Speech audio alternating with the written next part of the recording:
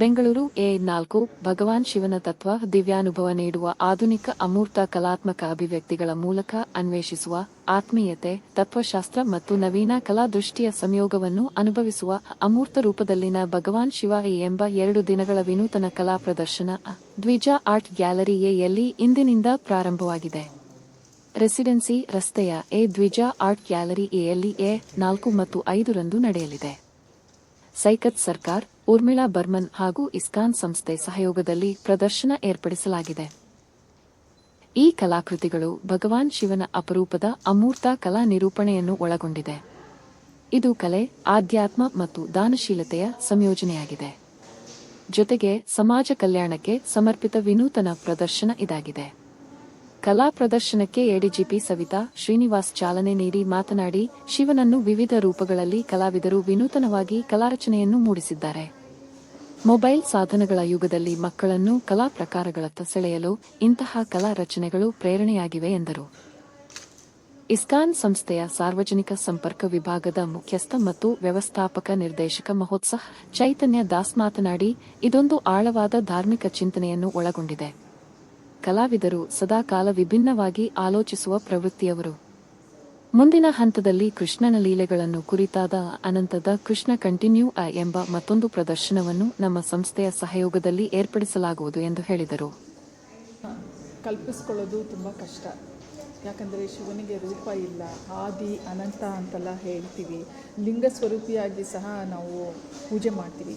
ಅಂತಹ ಶಿವನನ್ನು ವಿವಿಧ ರೂಪಗಳಲ್ಲಿ ಕಲ್ಪಿಸ್ಕೊಂಡು ಕಲಾವಿದರು ಅದನ್ನು ಚಿತ್ರದಲ್ಲಿ ಬಿಡಿಸೋದು ಸುಲಭದ ಕೆಲಸ ಅಂತೂ ಅಲ್ಲ.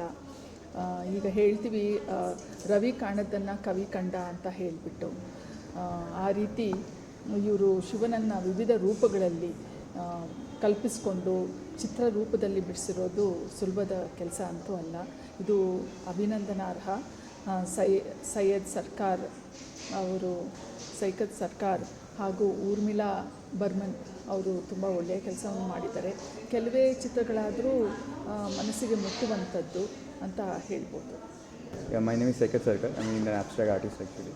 So this concept on Lord Shiva started with a thing that like I used to go to ISKCON actually. Okay, so ISKCON, Lord Krishna told Gita that one thing that you have to be a devotee first. Through the devotee you can reach to the Lord Krishna, and we know that Lord Shiva is the prime and supreme devotee of Lord Krishna. So through this Lord Shiva and abstract form, I want to touch the devotee aspects of Lord Krishna. And as a personal perspective, I can say that I was in a very dilemma and dicey condition in my life, where I'm not finding any answers for the ultimate answer to life, and I wasn't happy. So after worshipping Lord Shiva, I find that inner peace, because in this today's world, in Ghor Kali Yuga, money matters in everyone's mind, okay? But the main inner peace is the internal peace, and that depicted in Lord Shiva, and I found the whole peaceness and all the answers of my question in Lord Shiva's worship.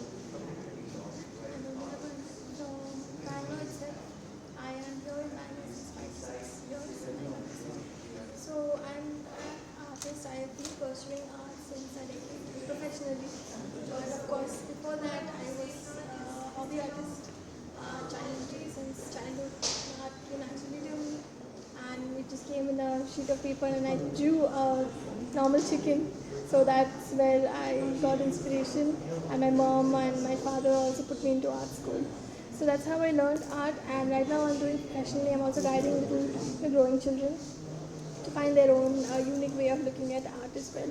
So in this Lord Shiva in abstract form, I resonated with the energy a lot. So the energy of Lord Shiva is, immense, and it's eternal. So I wanted to just do a small capture. I couldn't capture the entirety of it, unfortunately, but because of course of my own limitations as a human being. So I tried to do one of the paintings is this one. So here I'm just talking about the bay leaf, the offering that we give to Lord Shiva. And in Shiva has third eye as well. I also depicted his third eye in the bay leaf. That is the top part of the leaf, and these two are the normal secondary leaf. Now in reality, what I want to depict is these two are our own eyes. So these two are our physical eyes, the body's eye, and this is the mind's eye. So what I want to say is you don't always resonate with the physical eyes, and we should also sometimes not be reactive and not be identified with ourselves with only the body, but also the mind and our soul. So that is the ಸೈಕತ್ ಮತ್ತು ಉರ್ಮಿಳಾ ಅವರಿಗೆ ತುಂಬ ಧನ್ಯವಾದಗಳು.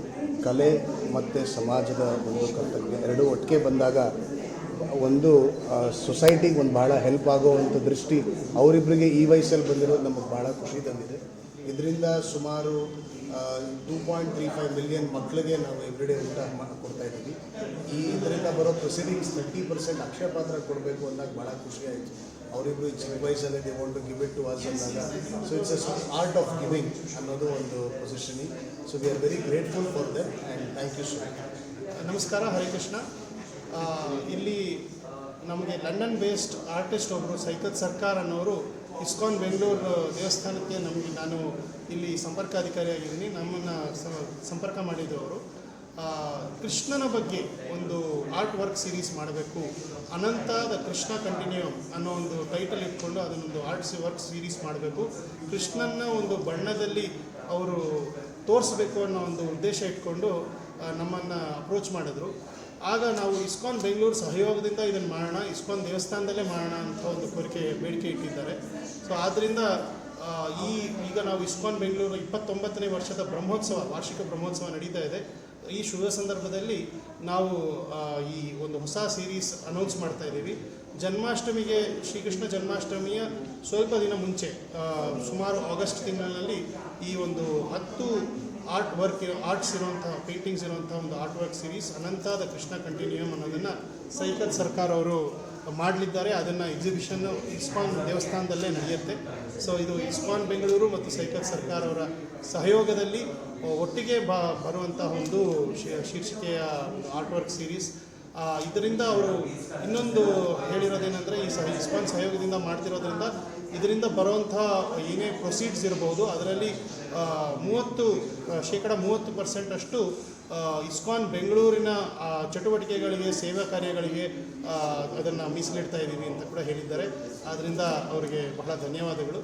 So ಇವತ್ತು ಶಿವ ಇನ್ abstract form ಅನ್ನೋ art work series ಮಾಡ್ತಿದ್ದಾರೆ. So ಇದೇ ರೀತಿ ಕೃಷ್ಣನದು ಕೂಡ ಬಹಳ ಚೆನ್ನಾಗಿ ಮೂಡಿ ಬರಲಿ, ಎಲ್ಲ ಶುಭವಾಗಲಿ ಅಂತ ಕೋರ್ತೀನಿ.